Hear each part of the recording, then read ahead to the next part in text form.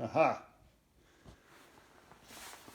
And there is the root of all my problems. I wish it was. I've got a lot harder problems than that, but yeah. So, welcome back to the 1 minute farming videos.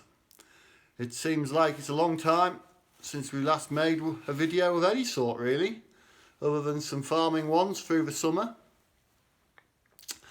And no excuses as why I haven't been doing any videos. Basically, I've just not been really in the tractor making mood. Sometimes I'm sure that some of you will agree that you just get sick of it all and want to go and do something else. And my other passion, I think I've mentioned in the past, is I like model railways. I have an extensive model railway which I keep trying and doing bits at, and so a lot of my recent time has been playing with that. Yep, even as grown men we still don't grow up. So yes, getting back to what we do out here is, as I say, the root of all my problems. Fitting that into that. Now I'll recap what I've been doing, and because I can't believe the amount of subscribers I've gained over this last few months, which thank you very much for those who are new to what we do, and hopefully we can do things that are of interest for you. So the plan was originally fitting that engine, as I say, into that tractor. Now, as you all know, if you know your John Deere's, fitting a north-south engine into an east-west engine tractor has one of the biggest drawbacks going to it, and that is we've got to get the power to go round a corner. And by that I mean the engine's sitting this way, power's going in front, but we've got to get it to go out the side. And so in doing that, we're having to build some sort of beveled geared gearbox inside the original crankcase. Now, originally, I don't know if I did videos of making some bearing caps. You can see there's one there fitted to the side of the tractor, but these were my first attempts of making bearing caps, which they were all right. But sitting on a tractor through the summer, I did a lot of thinking about this project, and I was never happy with those first attempts. They weren't as accurate as I wanted them to be, because to make anything that's going to have to be spinning in there they have to be spot on, really accurate. The second problem I had with them is that they're not very thick. I cut them out of a similar sized inch thick plate as those on the which is lying on the top tractor. And so by the time I'd cut the hole out for the bearing track to fit in, I realised that initially started to realise I hadn't a lot of metal. I hadn't a lot of metal in this area here. So that was one of my issues with it. And I just felt they could have been built a lot heavier than they are. So I found a company, which is difficult to do at the moment with the world that we live in. But anyway, I found a company that made they make any profile of blank that you want. So I got them to make them out of some 40mm thick plate, which gave me a lot more material to play with. And I've come out without my torch, so I'm just going to go and get my torch. So by using the thicker material, it allowed me to make the the housings much more substantial. The bearing cap, the bearings and everything could be well embedded into the housing, and it left me with a good substantial piece of metal for the bearing itself to work against. So that was one of the problems, which thankfully I think we solved that one. The second problem was that I wasn't happy with my methods of getting things accurately made. In the past, when I've made stuff on the lathe, I've tended to just use an old set of micrometer calipers and my grandfather's old blacksmith big tweezer things, but I just couldn't get them accurate enough. And so with Christmas coming up, everybody was asking, what do you want for Christmas, David? So I said, right, I'll tell you what, you can give me some money towards buying myself a set of second-hand micrometers. And so I got myself a full set of micrometers ranging from, and we'll go back into the workshop here, ranging from inch, or in this case, they are metric these. Metric's easier to work with, I find.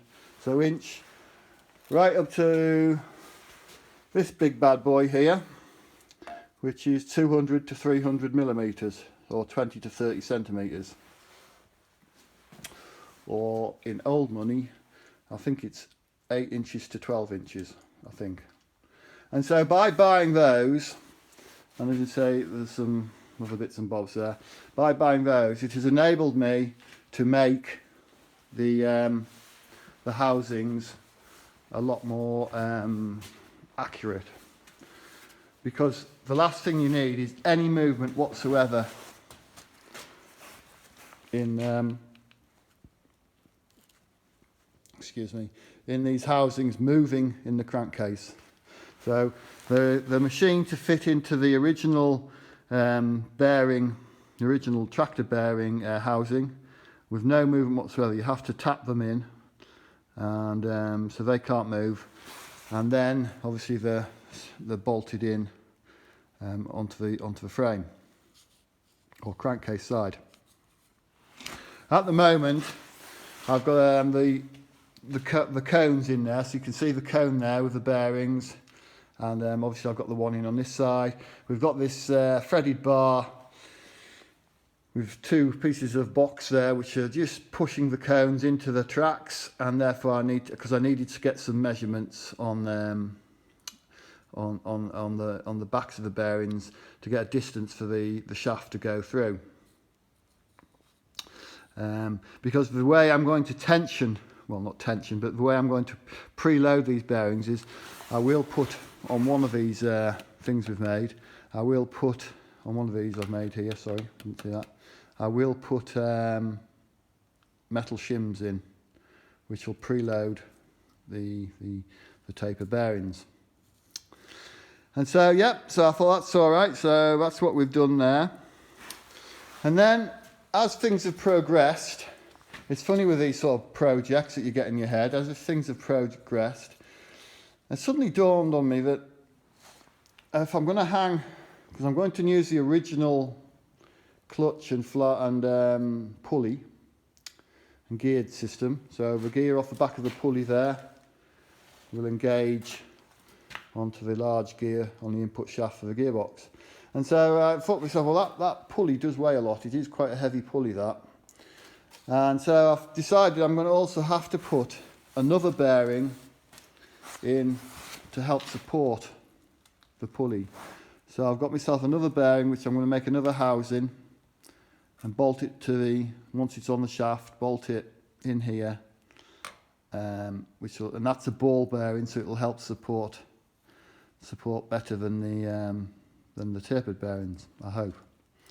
That hole actually has to be slightly bigger. It needs to be out to 70 millimeters. I did make that hole on the small side because I wasn't too sure where we were going to be with that hole. And yeah, so as things go on, you sort of think, oh, well, I should really do that, I should really do the other. So the ideas progress. And as I say, when sitting on a tractor, working land, or sitting on the combine, your mind starts to wander about these things. And yes, I must remember to do that. Yes, I must remember to do that, you know. So that's where we are really at the moment with this as it stands. So the two housings, that one and on the other side, are finished for now, apart from, as I say, that's got to have a bit bigger hole put in it. The two little holes, I don't know if you can see them there and there, they are for if you have to take the track out, so you can put a punch in and just punch the track out if you ever have to renew it. The gear that I'm using is out of a JCB load all machine, one of them telescopic handlers. It's a crown and pinion gear. I just can't think what the ratio is at the moment, but with the engine doing 3,500 RPM, I think we're getting 1100 out on the shaft, so the shaft would be doing 1100 RPM. So yeah, so that's what we've got for the gears. Mounting the crown onto the new shaft won't be a problem. I'll just use a bushless sort of bush, as it were. Bushless meaning that it has bolts involved which tighten it to the shaft. The pinion is going to be a bit of a dog really to get it right. It'll be the make all or break all of this, I think. It's going to be mounted so that it sits obviously with its nose in that hole somehow, but then it's got to be supported internally. So yeah, so the pinion is it's doable. It's doable. I'm sure it is. But I've had a lot of things going through my mind how to get it right, because if you think about what it's come out of, I mean, the gears are strong enough. I'm sure they're strong enough, but the pinion on any sort of agricultural machine would never be expected to do much more than what? Well, at the most 1,000 RPM. And I'm going to be asking this one to be up to nearly 3,500. So it's got to have to be fairly well spot on, otherwise it'll just destroy itself. It might even blow up, someone suggested to me. So that should be interesting. I'm sure it won't, but yeah. So that's where we are. That big thick plate there is underneath the first attempt at the bearing housing. That is to manufacture some sort of support in the hole area, but that might just slightly be different as yet. It might be anyway. So yeah, as I say, these things are ongoing ideas. Yeah, I seem to have waffled on enough about this. And there won't be daily updates on it. As I say, I'm doing a lot of machine work, so I'm having to make a lot of parts. We can have a quick look down if we can see. It might get dark on us before we get there. So we'll just go down to where the old Holbrook lathe is. If you recall the Holbrook lathe, it was that machine, that lathe that I rebuilt. You can get down here without tripping up. We're not going to be able to see a lot because the lights are all off. So I'll do a video on this. Oop, it's dark all of a sudden. I'll do a video on the progress. But yeah, so we've got the shaft in there. It's going to plan at the moment. I've cut one end, this end, and now I'm about to start machining the far end.